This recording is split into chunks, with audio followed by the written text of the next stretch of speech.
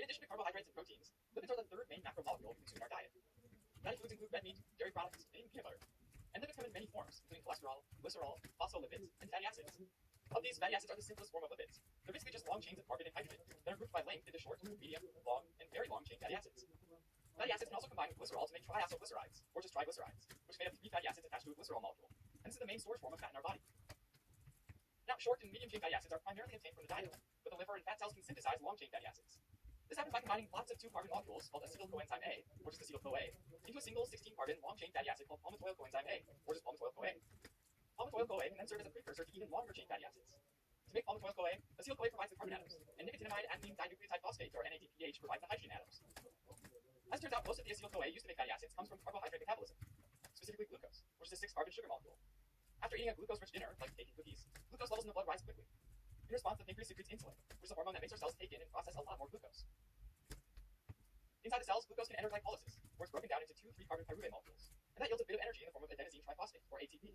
Pyruvate then moves into the mitochondria, and is converted to acetyl-CoA by an enzyme called pyruvate dehydrogenase. Inside the mitochondria, acetyl-CoA enters the citric acid cycle by combining with a molecule called oxaloacetate, that forms citrate. Citrate can then continue in the citric acid cycle, which generates electron carriers that can join the electron transport chain in oxidative phosphorylation. All of this leads to the formation of a lot more ATP. So the math is simple: more glucose, more ATP. Well, ATP actually inhibits some enzymes in the citric acid cycle, which slow it down overall, and that means that extra acetyl-CoA can be used to make fatty acids instead. The enzymes required for fatty acid synthesis, though, are all in the cytoplasm. So in order to start fatty acid synthesis, acetyl-CoA needs to get out of the mitochondria. Unfortunately, acetyl-CoA cannot cross the mitochondrial membrane. So to get to the cytoplasm, it combines with oxaloacetate to form citrate, just as it would to enter the citric acid cycle. So when there's a lot of ATP around, citrate crosses the mitochondrial membrane and enters the cytoplasm. In the cytoplasm, an enzyme called citrate lyase leaves citrate back into acetyl-CoA and oxaloacetate. This process of conversion and reconversion is called the citrate shuttle. In the meantime, oxaloacetate is recycled and goes back into the mitochondria, so it can be available for the next incoming acetyl-CoA. But we have another problem: oxaloacetate can't cross the membrane either. So an enzyme called malic enzyme converts oxaloacetate into pyruvate, forming NADPH from NAD+ in the process. Now pyruvate can cross the mitochondrial membrane, and an enzyme called pyruvate carboxylase converts it back into oxaloacetate, which can start a new cycle. High levels of acetyl-CoA can increase the activity of pyruvate carboxylase, so that oxaloacetate is made available. With acetyl-CoA in the cytoplasm, all we need to start fatty acid synthesis is NADPH to provide the hydrogens. Some of that NADPH is generated by malic enzyme when it converts oxaloacetate to pyruvate, and the rest comes from the metabolism of excess glucose in a pathway called the pentose phosphate pathway. Once there's enough NADPH, acetyl-CoA can start its journey towards palmitoyl-CoA. Alright, so first off, a carboxyl group is added to acetyl-CoA by an enzyme called acetyl-CoA carboxylase, converting it to the 3-carbon malonyl-CoA. This enzyme requires 3 cofactors, which can be easily remembered by the mnemonic ABC. A is for ATP, B is for biotin, or vitamin B7, and C is for carbon dioxide, or CO2, which is the source of the carboxyl group. This additional carbon, though, will not contribute to the fatty acid chain, because it's lost later on. This is considered the rate-limiting step of fatty acid synthesis, which means that the speed of this reaction will determine the overall rate at which all of fatty acid synthesis happens. So acetyl-CoA carboxylase is tightly regulated. There are 2 types of regulation: hormonal regulation and allosteric regulation. Hormonal regulation involves the pancreatic hormones insulin and glucagon, and they work by adding or removing a phosphate group on acetyl-CoA carboxylase. When insulin is released, like after that cake and cookie bonanza, it activates the enzyme protein phosphatase 2, which removes a phosphate group from acetyl-CoA carboxylase, increasing its activity. On the other hand, when glucagon is released, like when you're fasting, it activates an enzyme called adenosine monophosphate, or AMP-dependent kinase, which adds a phosphate group to acetyl-CoA carboxylase, decreasing its activity. So glucagon basically handcuffs the enzyme, and insulin sets it free. This makes sense, since you want to break down fatty acids for energy when you're fasting, not use energy to build it up from scratch. The other type of regulation is allosteric regulation, and that's when a molecule increases or decreases the activity of an enzyme by binding to a different site on the enzyme than the site where the substrate binds.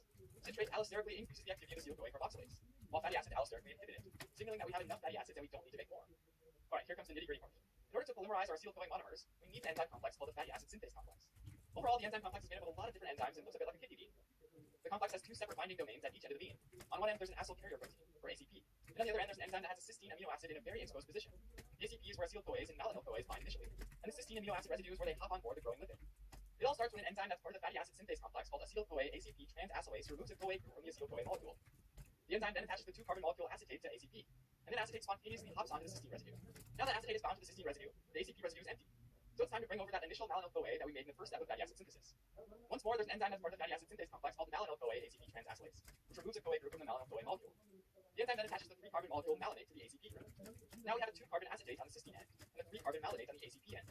At this point, another enzyme in the fatty acid synthase complex called 3-ketoacyl ACP synthase does 2 important things. First, it cuts off the carbon that acetyl-CoA carboxylase previously added and releases it as CO2, leaving behind a 2-carbon acetate.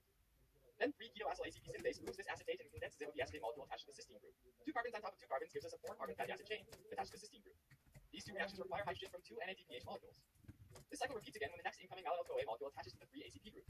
And it happens for 7 cycles, until we've got a 16-carbon long fatty acid polymer. First cycle, we need 1 acetyl-CoA to be converted into malonyl-CoA, and 2 NADPH molecules. But in the first step, we placed an additional acetate molecule on the ACP group, instead of converting it to malonyl-CoA. So summing it up, to make the 16-carbon palmitoyl-CoA, we need a total of 8 acetyl-CoAs and 14 NADPH molecules. Once the fatty acids are made, they're stored in the liver and fat cells as triglycerides. And when they're needed, they can be broken down in order to make ATP. Alright, as a quick recap. Fatty acids are energy-rich carbon compounds that are synthesized in the cytoplasm of liver and fat cells, and are regarded to be one of the main forms of energy storage. Fatty acid synthesis is the conversion of 2-carbon acetyl-CoA molecules into the 16-carbon palmitoyl-CoA in the presence of NADPH. The 3 major steps of fatty acid synthesis are the citrate shuttle, acetyl-CoA carboxylase, which is the rate-limiting enzyme, and finally the fatty acid synthase complex.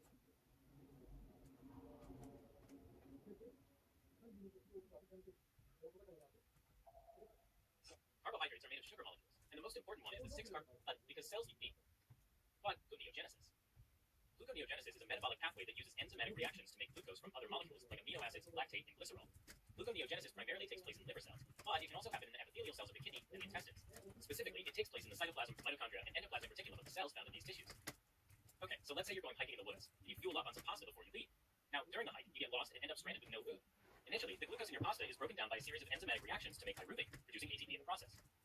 This is called glycolysis, and it keeps you going for a couple of hours. Some of the extra glucose is stored in your liver cells in the form of glycogen, which is a bunch of glucose molecules strung together. When you're fasting, you still need glucose, in particular for your red blood cells in your brain, and you might need it to find your way out of the woods. So it's up to your liver to maintain adequate blood glucose levels while fasting. There are 2 pathways that can contribute glucose, glycogenolysis and gluconeogenesis. They both start at the exact same time, when the liver still has enough energy to do this job. The liver gets energy exclusively from burning fat, and as soon as its ATP levels are high enough, the liver will start releasing glucose in the blood for extrahepatic tissues to use. The liver will break down glycogen into individual glucose molecules in a process called glycogenolysis, but that only helps for about half a day to 24 hours of fasting, because glycogen stores are finite. In contrast, gluconeogenesis makes glucose from scratch, so you can keep on going in the event that you fast for more than a day. Actually, by 12 hours of fasting, gluconeogenesis is the main provider of glucose in the bloodstream. The process of gluconeogenesis is almost reverse glycolysis. In glycolysis, you're using 10 enzymatic reactions to convert glucose to pyruvate in order to make ATP. But in gluconeogenesis, you're working backwards and using ATP to convert pyruvate into glucose.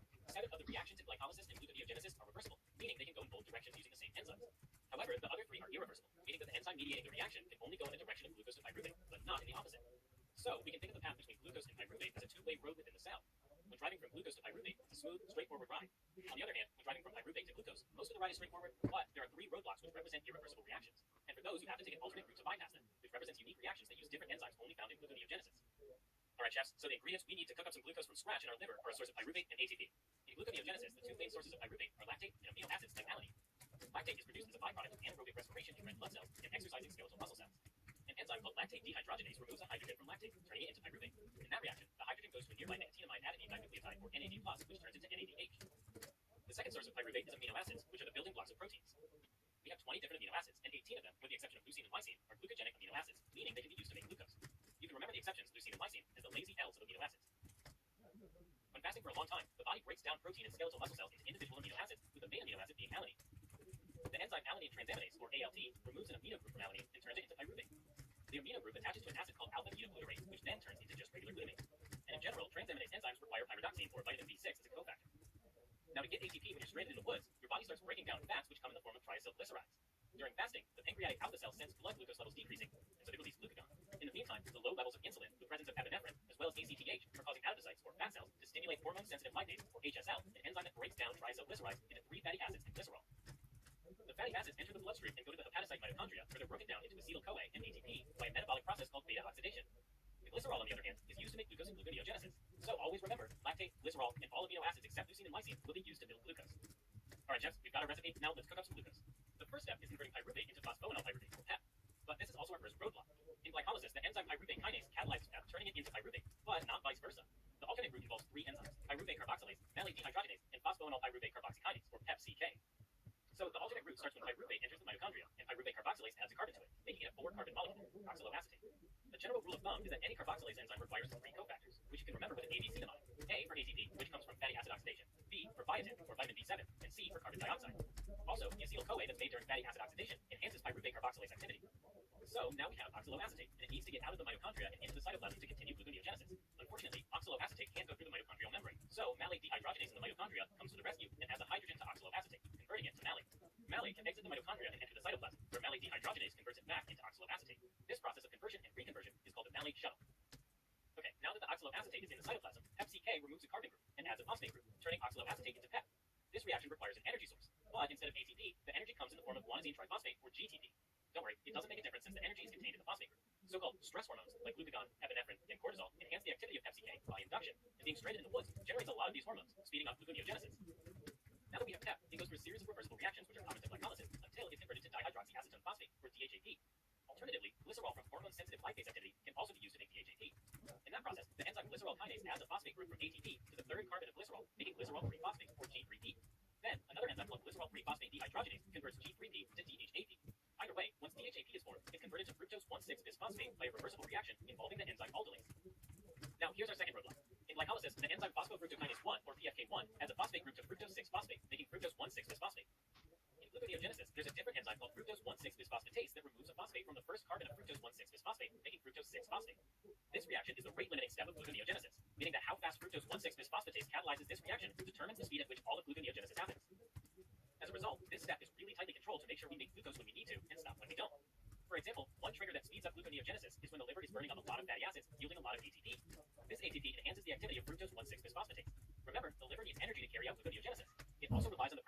hormones to enhance the activity of FCK.